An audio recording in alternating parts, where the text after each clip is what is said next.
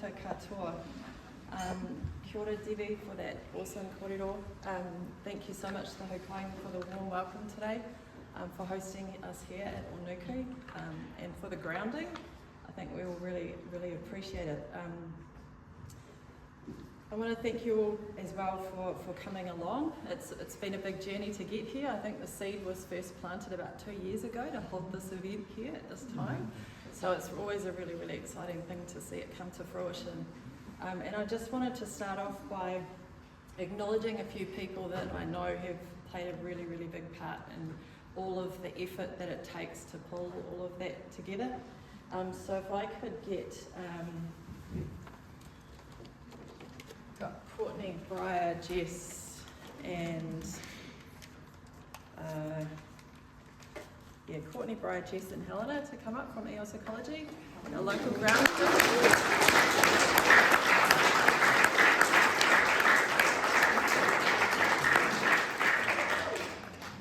So sweet. We couldn't do this without you guys, so yeah, and you guys are making an epic impact here as well. We can all see that. Thank you.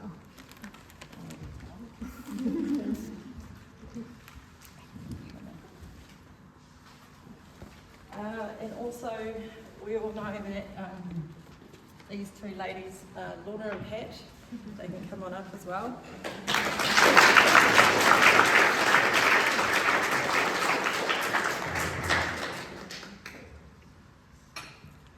I know these guys have been working day and night, and they're going to be so tired after this. But yeah, we really appreciate you guys. And last but not least, we've got Debbie, Jackie and Marama from Ōnuku as well. You'll call her from Mount Sissi to show our appreciation as well.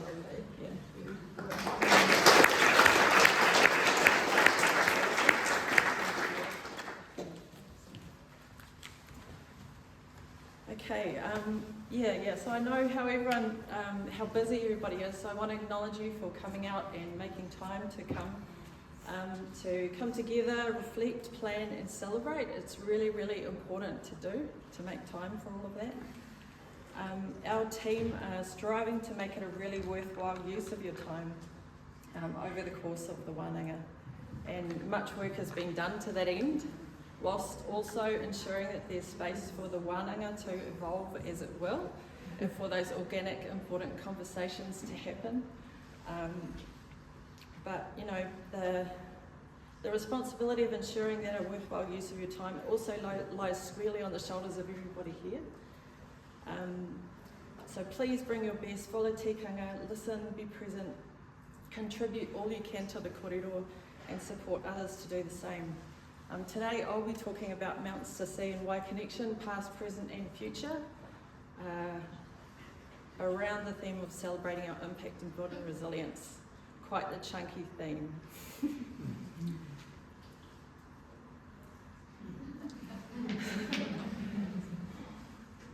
Tēnā koutou katoa no United Kingdom oku tipuna, I taimai oku tipuna ki Aotearoa, I te tau kotahi mano waro rau e whātikau. Ko Ronald Flyger, roa ko Patricia Hyam o Poutokomanawa, I tupu ake au ki whangarei e noho ana au ki riotahi, ko Kim Jones aho. Ko tēnei takumihi ki ngā tangata whenua o te rahui nei. So I'm one of the co-directors of Poutokomanawa of Mount Sissi and founder of the Wai Connection project. I've been with Mount Sissi for 20 years and have won many portai over that time in both the marine and freshwater spaces. Leading the National Coordination of Whiteback Connection and the National Wetlands Warning Program for a time from 2008 to 2022. And what I've learned over that time is that Mount Sissi have really had to make impact and build resilience to stay around that long. And to really continue to grow the organisation and to build a network despite the ever-changing external influences. When I think about our Wānanga theme, I reflect on what I've learned about what's needed to have impact and resilience. Strong foundations and to know our why, that's the WHY and the WAI.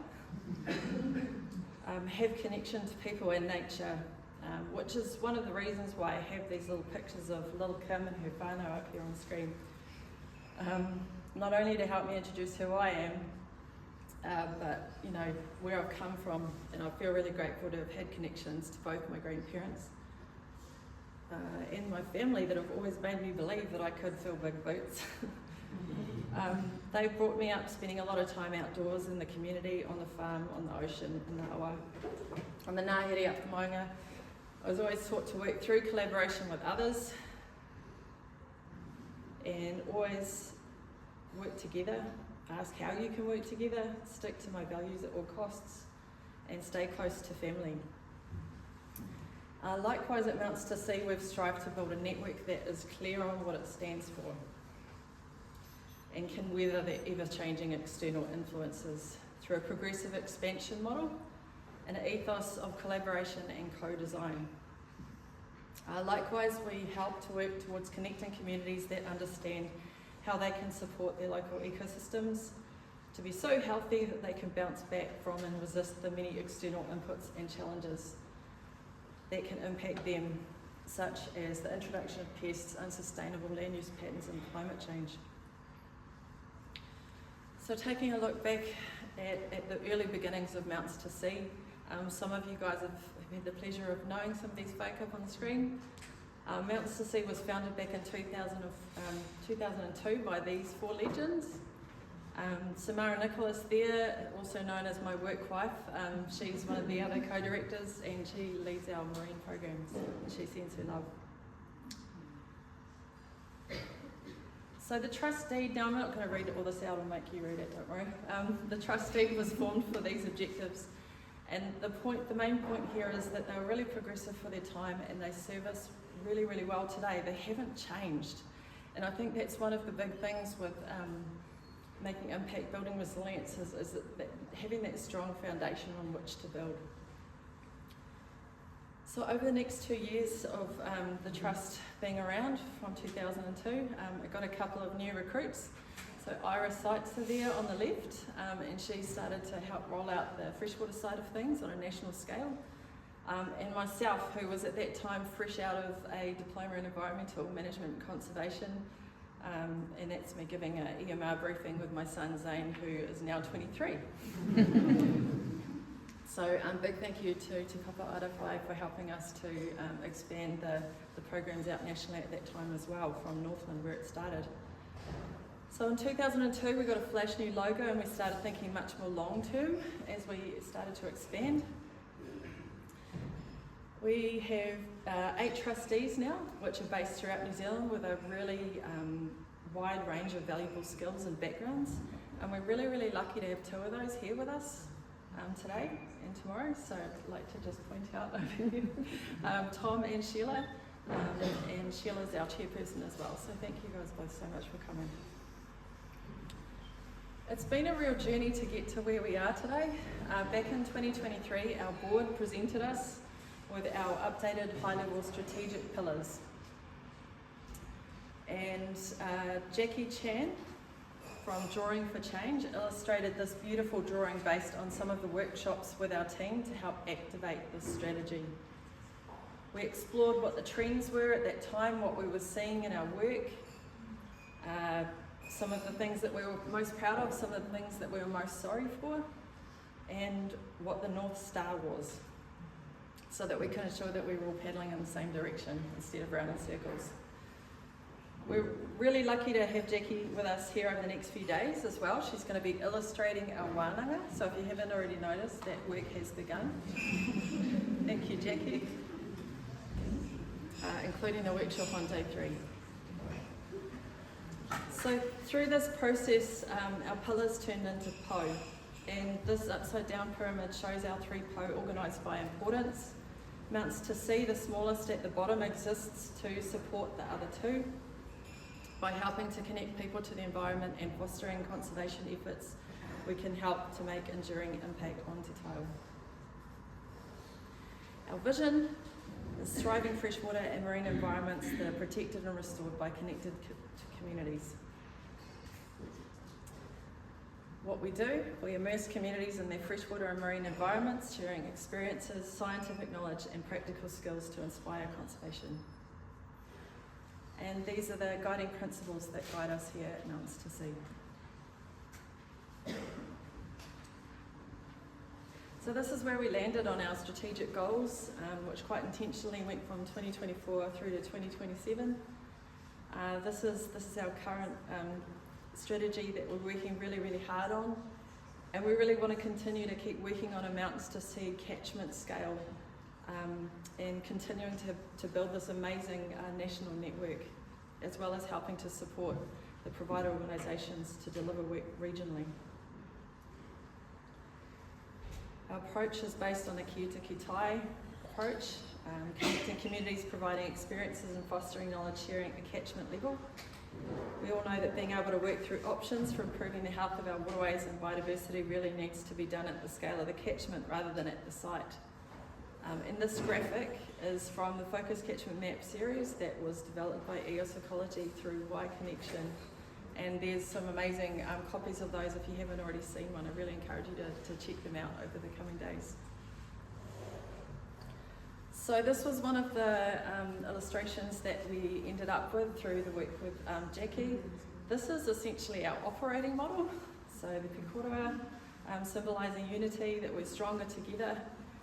It's got our different flagship programs and projects woven throughout, and a whole bunch of different activities and goals that we're striving for. Community-based monitoring is an area that Mountains to Sea has really fostered since the beginning, but it's kind of been put on steroids in the last few years in terms of what we've been able to help really foster and develop a whole lot more. Some of the partnerships with EOS Ecology, with the likes of Juliet Milne as well, with the work that she's been doing in community-based freshwater monitoring, and helping to utilise those, test them out with some of the groups that we're working with, monitoring and restoration plans. Also the work in the Ōnuku spawning space and whitebait restoration space that's really, really growing. And Nick's going to be talking more about that later on in the Wānanga. Of course, a big part of this is helping to link community groups up with other local experts as well. There's so many people doing great work in this space. And there's some exciting things happening in the marine space as well, around marine monitoring and reef restoration, and the development of a community-based freshwater monitoring website, which Shelley will be also talking more about later on in the Wānanga. So we've got quite a unique organisational structure, and when I first had a go at drawing this, Conrad, our comms and marketing guy, screamed. But this is kind of as simplified as we've been able to make it. So Aotearoa, being Northern and Auckland, is kind of where the trust started and where we umbrella our teams directly. And then in other regions throughout the country, we partner with provider organisations that are locally place-based, have local relationships, connections, and they have their own governance structures, and they are just amazing to work with. So big thank you to all the provider organisations that are here. So moving into impact, Mountains to Sea Conservation Trust has achieved a lot since those early days. These are just some of the statistics that we've been working really, really hard on trying to pull together, and Lorna took us from some dusty old Excel spreadsheets to much flashier systems that we're using today. But can't stress the importance enough as well of trying to capture these sorts of quantitative things right from the start, so you can start to measure your progress and your impact. And action's been a really, really big part of what the trust has stood for right from the start as well. It's not just hui, it's also the dui. We want to be helping to get that mahi happening on the ground, because we just need to do it as fast as we can, really. So in 2022, with the Essential Freshwater Package, along came the Y Connection opportunity, and that really increased our capacity and capability to scale up nationally even more, build capacity and capability for catchment groups throughout Aotearoa. So Y Connection, Tātou Ki Te Y, is a Mountains to Sea community catchment group engagement support project, and it's funded largely by the Ministry for the Environment's Essential Freshwater Fund. Thank you, MFE. It's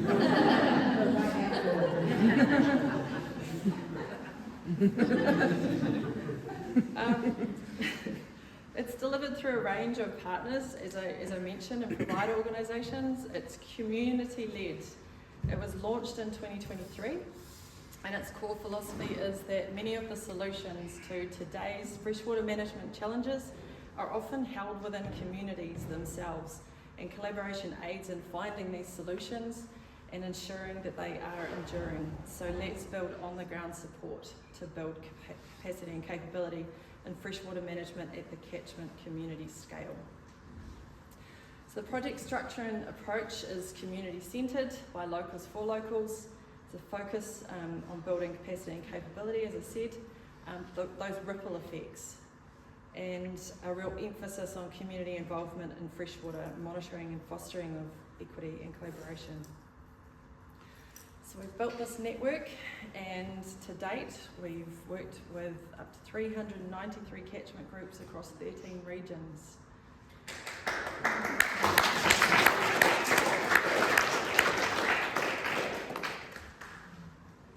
It sort of operates like a non-for-profit franchise, is how Samara likes to put it.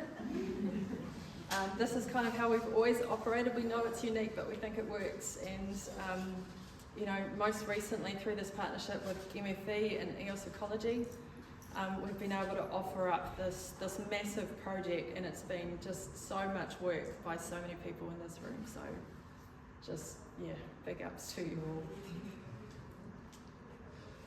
We, first of all, when we started in the rollout of the project, wanted to work really hard to understand what the needs were in each region at that time. And you know, what other people had been doing, so that we could collaborate effectively and add value, trying to go slow at the start to then to be able to go fast and deliver a tailored regional package of support that was actually tested and blessed by local stakeholders. So it's equated to 97 pairs of boots on the ground. That's 13 regional coordinators, 50 catchment coordinators and 34 catchment connectors, and over 25,000 individuals engaged in capacity and capability building to date. There's loads of quantitative impact there that you can dig through as well, which is super impressive. And there's also the qualitative stuff as well, which I want to really try and pull some of the snippets out to show you over the next little while as well. So taking a bit of a deep dive into the achievements by region, because when you start to break this down regionally, and Holly and myself have got a really big job with the evaluation at the moment, trying to actually figure out how we pull all of that together in a way that somebody will actually read it. There's just so much. We've got a really sound evaluation process underway at the moment. The results of that, including a full-length video and report, will be available soon, but for now, help us celebrate the impact to date. So here's a mixture of quotes, video interviews with catchment groups and reported regional impacts from provider organisations. And like I said, this is just a snippet. So Te Tautokoro Northland has been working with 28 catchment groups, and their focus areas total over 54% of the region, with one regional coordinator, 4 catchment coordinators, and 5 catchment connectors. There have been loads and loads of letters of support coming in from the groups that have been supported. This is just a snippet of one of them from Kaitiaki Wānanga, and just highlighted a couple of those bits in there, mentioning without their knowledge and resources we would not be where we are today. The work has been more than just training, it's been about whanaungatanga. The Wānanga and Whangaroa has given us the tools and confidence to step up as kaitiaki, take ownership of our waterways, carry this mahi forward for future generations.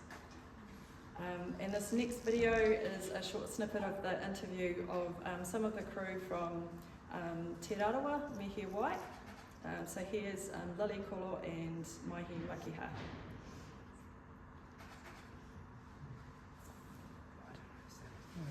Oh,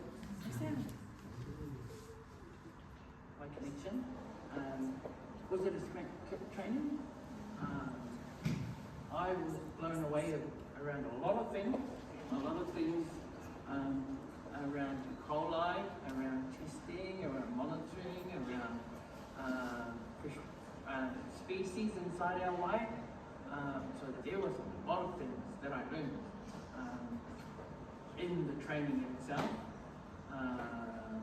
But I was really fixated on E. coli and how it is, how it comes back, what it does, its effects, how long it takes to test.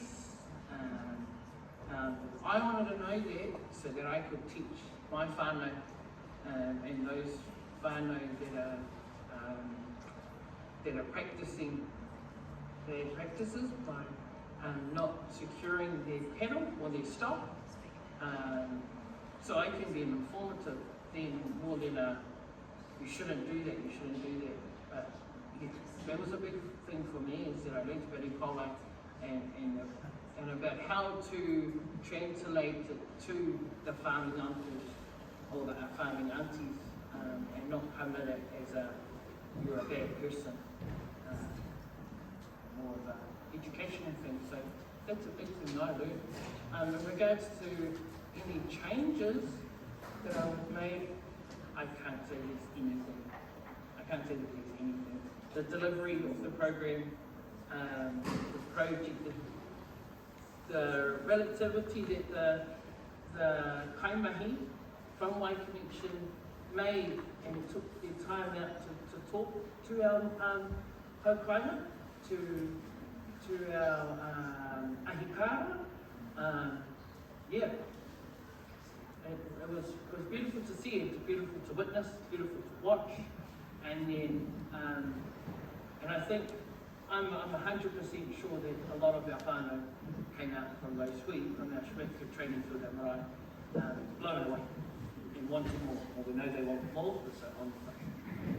Yeah, that's one thing that stood out to me. Yeah, and just to add to that, like I said in my previous question, a lot of the stuff I've learned in my role is from the Wai Connection whānau. Yeah, I wouldn't make any changes because the way that the program is run, to me it was really relatable. The kaimahi are young and fit, and you can relate to them, and a lot of them know how to talk to our whānau and make all the information, even though it's all scientific, and there's processes and ways to do it, and made it translate to our whānau, which is really, really helpful. Yeah, it makes them listen a bit more, I think. Kia ora te ma'u for capturing that interview.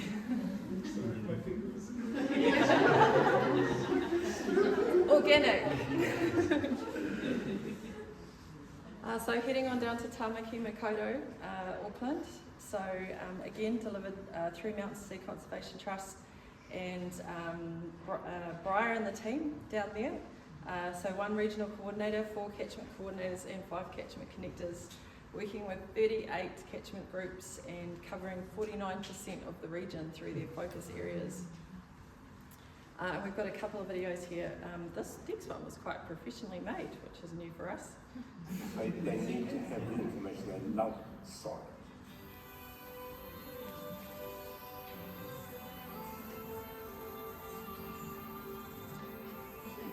We're part of the Araparera catchment, and Hana, our Wai Connection coordinator, tells me that Araparera means the path of the grey duck.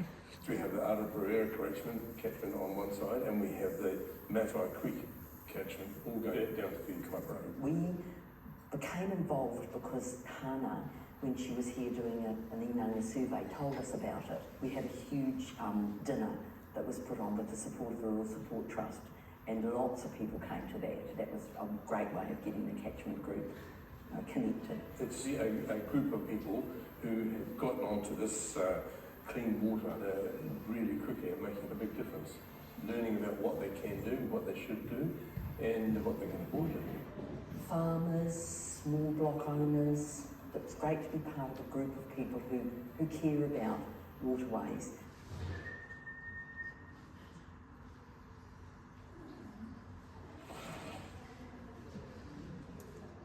And this next one from Tamaki as well. My name's Kim and we're at our lifestyle property on Blackbridge Road in Karaka. So when we bought the property, it had previously been used as a dairy farm, I imagine, in the area, so there was very little vegetation on the property, and we've essentially trying to revegetate it. So we've done lots of planting, put in, I probably imagine, sort of over 12,000 trees, native trees, and tried to restore some wetlands. So Mountains to Sea Conservation Trust has helped us restore some areas where Ōnuku comes and spawns and lays eggs. So they've done some surveying of the areas to try and find Ōnuku eggs, and then they've helped us with some planting in those areas and some weed control in those areas. Hi, I'm Kate from Mountains to Sea Conservation Trust, and tonight we're at the Lower Whangapōuri Awa on the Stachinski family property. With Waiconnection funding, we've been able to support the habitat restoration of our inanga, one of our whitebait species, in terms of putting in artificial spawning habitat, planting days, weeding, saline surveys, and as well as that engagement. So we've had Rosehill Intermediate School came last year, they're coming again next month. Through By Connection, they're able to come and plant and do some weeding. So there's a nice relationship with their school that will be ongoing. Plus being able to take the scouts tonight, walking through the Whangapōuri. As well as that, there is the Whitebait Connection programs which have been happening in this catchment in Poutokomanawa North and Poutokomanawa Valley schools, which have both run our freshwater education programs. When we first came here, there was far less bird life. Like, we didn't even get tuis when we first came here, and now there's tuis everywhere. So yeah, it's great. The revegetation's really helped. Some good mahi happening around the country, eh? So heading down to Waikato, this has been delivered through a provider organisation called Go Eco, and they're working with 29 catchment groups, and that's a massive region. Through those 29, they're covering 15% of the region through one regional coordinator, 2 catchment coordinators, and a catchment connector.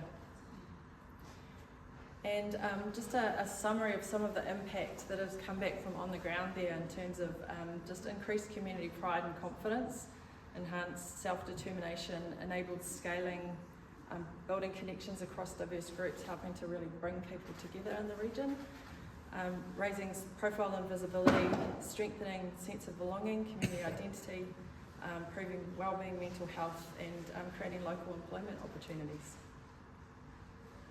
Heading on down to Taranaki, we've got a few of the crew here from Taranaki. This is being delivered regionally through Wild for Taranaki, and through the support of 31 catchment groups. They're covering 84% of the region. A regional coordinator, 4 catchment coordinators embedded within different hapu, and a catchment connector. And some of the reported benefits coming back there from on the ground have been job creation, providing training for the crew, purchasing of monitoring gear that will last a long time, new and expanded monitoring programs, expanded education and outreach, the creation of Taranaki specific resources as well, so making sure that they're really localised, and lots of efficiencies being gained as well by helping with that overall regional coordination. Heading down to Te Tairāwhiti, Gisborne, we've got the Tairāwhiti Environment Centre as well as He Awa Ora He Taiora Trust, and they are supporting 9 catchment groups, which is covering 65% of the region. A regional coordinator, 3 catchment coordinators and 3 catchment connectors. And impact reported there includes coordination, collaboration, efficiencies gained, employment, increased awareness. We're starting to see some themes coming through here, which is really handy for our evaluation. Hawke's Bay, Te Mato Maui, through sustaining Hawke's Bay Trust. 32 catchment groups being supported, covering 39% of the region. The regional coordinator, 2 catchment coordinators and a catchment connector. And a quote here from one of the schools that they've been working with there, just saying a teacher has been working, teaching for a number of years, delivered river studies in my program. However, Sarah's made the process so much easier, and the uptake from the students has been great. And her knowledge of Mātauranga Māori in this space is great for our akonga. Heading now to Manawatu, Whanganui, we've got 2 catchment collectives delivering down there. And together they're supporting 18 catchment groups and covering over 38% of the region, with a regional coordinator and 3 catchment coordinators. Still quite early days yet, so we'll have some more to report back from there soon. Down in Wellington, Te Whanganui Atara, Mounts to See Wellington's long-standing relationship with this provider organisation. Liz and the crew have been providing amazing support to 49 catchment groups down there, covering 29% of the region. A regional coordinator, 3 catchment coordinators and 2 catchment connectors. I just love this quote here that came through from one of their catchment group leaders. No one else is showing up for us like this with a smile on your face and on the weekend, because that's what we need. Whakatū Nelson and Ōrere Tasman being delivered through Tasman Bay Guardians, and together over those 2 regions, 44 catchment groups, and I can't even add that together in my head right now, but 77% of Nelson anyway, 53 of Tasman. So 2 regional coordinators, 7 catchment coordinators and 9 catchment connectors, big team across Nelson, Tasman.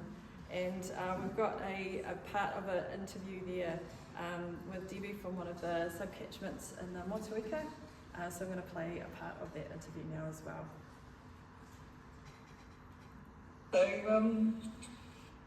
how has being involved with Y Connection helped this group go forward? Being involved with Y Connection, our little group was quite narrowly focused, as I said, just on planting and just getting trees or plants or grasses in the ground. And some of the plantings were just forestry blocks that had been milled or something like that. They just planted. When Y Connection came along, we were able to kind of expand and broaden our focus. It opened it up for not just being trees, it opened it up for being a reason for doing these things. We had, as I said, we were just planting a lot of trees and stuff, but Bill said to me it would be really nice if we could focus on the wetlands side of things, because he said I can see that especially up the Wind Valley, we could get ourselves set that it could be an exemplar. And I mean, that's the whole thing that we have in our head, is that we could get a small section, but having Y Connection come in, it kind of cemented that idea, because it meant that we were actually planting for reasons. We were looking to see if we could make things better in our water, but it also brought in other people, because other people were interested in what Y Connection was doing, and you were actually teaching people how to do things, whereas with our plants it was kind of like, here they are, you go and plant them. Well, with Y Connection, with the water testing, it was come and have a look how to do it, come and have the come and learn how to get yourself into the river and doing it properly. And it was, I couldn't believe how much interest there was. So it's expanded us hugely sideways. And I think it's been really, really brilliant to have that there, because otherwise we would still be just on our narrowly focus. Right, that's so nice to hear.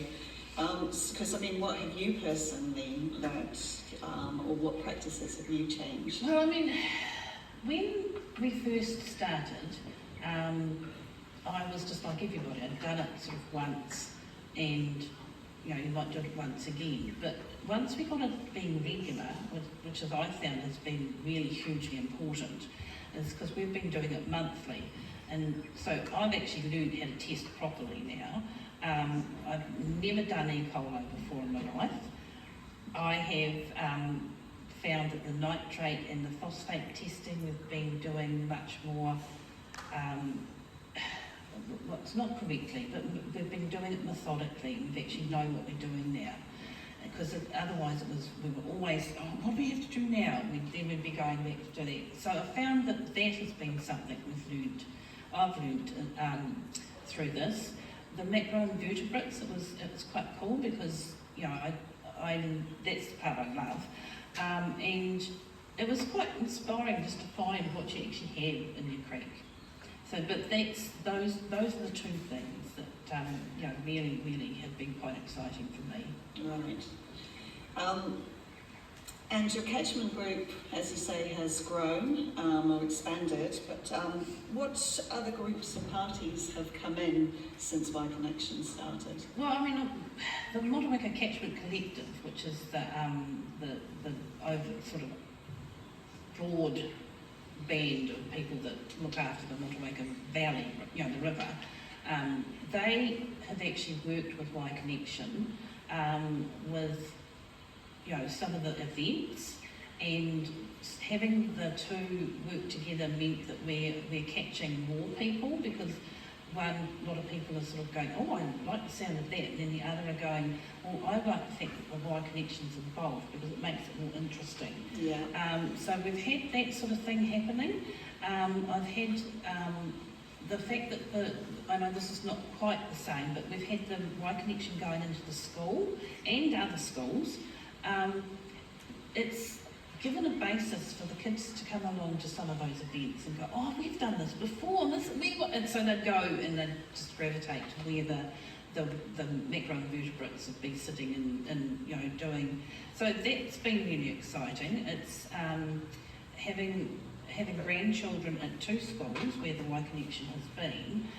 It's meant that when we go to the river, the kids are actually looking for, you know, things that they've found and when you've actually taken them. So that's been exciting as well. And I know that that's not sort of a stakeholder group, but it's actually part of our community. And if we don't involve the children and we don't excite the children, this is not going to keep going, because it's those that are the future, those wee ones. And as I said, they when they first started with me doing the testing, we found these little critters. They go, Grandma, we're never going swimming again because this is what they'll bite me. But now it's like, oh, Grandma, we've got this, we've got that, and that I think is the education and the excitement that the Y Connection has given to the schools in their education programs. I know that they were originally involved in the whitebait one in Ōnuku, and they were quite shocked to find out that the ōnuku was what the people were eating. So, you know, and so that's the thing. It's just information and, you know, making it exciting and just making it learnable. Right, thank you. So some more groups have been coming in, and the children have come in through the school and through your own work, but have more people in the community joined? Yeah. Become involved. Yeah, with the I've found that with the Y Connection that the locals have actually, they've got something to talk about. So we've had when I very first helped set up the testing through the Dove. Now this is a river that's never ever been tested before.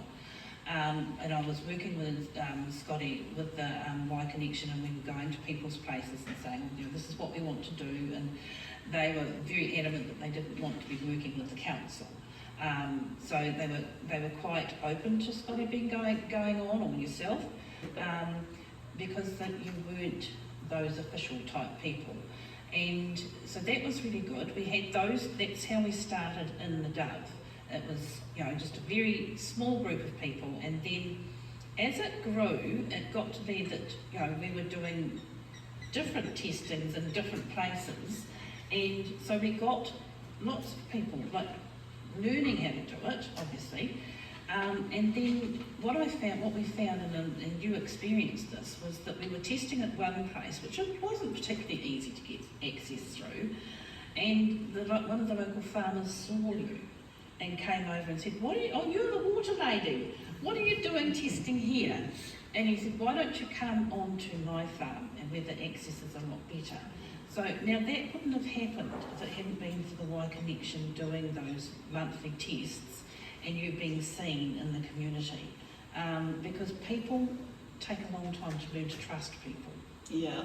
And being totally non-judgmental and being community and collaboratively driven has been huge, because it's, as I say, it's allowed people to see what you're doing and step forward and volunteer themselves. The Y Connection has also helped with the fact that we're putting our first public project together, and that is the Dove catchment. We've gone to the Poutokomanawa Catchment Collective and asked if they could help with the thematic groups coming forward and giving us plants, or donating plants, helping us with access for a gate and what have you, so that you guys can still keep testing, or us guys can, and also we can put natives back into an area where it hasn't been. Now that, I don't really think that would have happened if we hadn't had that Y Connection working in that area, because people have seen it. Our local Andy, he put a project together, and without that project application we probably would have just still been testing, standing on the beach with a grotty little piece of land. Thank you for that awesome interview, Debbie. So heading on down to Waitaha, Canterbury, I'm not going to talk too much about this one because Jess is actually going to be presenting more on this shortly. But yeah, EOS College have been doing a fantastic job down here delivering the project regionally to 79 catchment groups. It's such a huge region down here. That's covering 27% of it. The regional coordinator, who's Jess, and the team of 3 catchment coordinators and 7 catchment connectors. And we have got so many letters of support from this region. We could make a book, honestly. This is just a snippet of one of them, and there's so many bits of gold coming through in terms of being able to demonstrate the impact that these guys are having down here, and just pulling out a few of the quotes from Joshua Foster here from Banks Peninsula Conservation Trust, talking about established productive relationships, fostered ongoing engagement, building trust is something that we keep hearing too, and providing appropriate support to community-driven water quality monitoring programs. So heading right down to bottom of the south, Ōtako and Otago, which has been delivered through Otago Catchment Community Incorporated, through 32 catchment groups, and that's covering 84% of that region, 1 regional coordinator and 14 catchment coordinators. And loads of impact being reported back there as well, similar to what we've seen in other regions, with the addition of a couple of other things like IT support, GIS case study, a bit of predator trapping in there too, and national networking opportunities as well. Our last region, Murihiku Southland, through Thriving Southland, and that's 6 catchment groups being supported, 31% of the region being covered with a regional coordinator and 2 catchment coordinators. Whew, it's been busy. So our team, our amazing team of national coordinators, Nick, Pat and Lorna, headed down there recently to deliver a Wānanga, to offer some training, and this is one of the quotes that came back. The knowledge shared and connections made during these 2 days have set us up for exciting work ahead. Highlight for me was actually meeting the team, picking your brains on all the cool community events that you run. Such a great way to engage people and get them involved in looking after their special part of the world. There's heaps more in all of these publications on this table here if you want to check them out. So yeah, there have been some key initiatives that have been developed over many, many years that have been able to be offered up through Y Connection, but there's also been the addition of some new gems, for example that Focus Catchment Map series. Lots of publications as well, which are available free for anybody within the network and outside it as well on the website, around things like eDNA, for example, or community-based freshwater monitoring, more information on essential freshwater. For the project of this size, of course, there have been lots of challenges and learnings as well.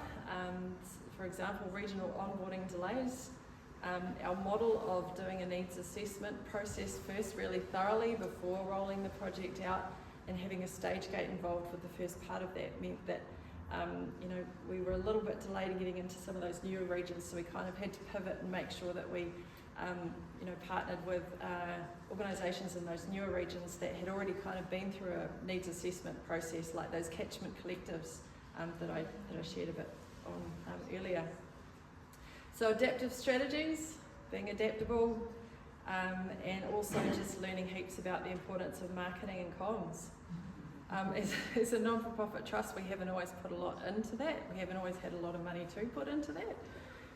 But especially with a project of this size, I think we've learned just how essential it is to be out there helping to elevate the voices of those that we're serving, and to be helping to share our own stories as well, and leading the narrative out there. And big thank you to Conrad and his team for all the work that you guys put into in sharing those stories, and we look forward to seeing more of that mahi coming out over the coming months.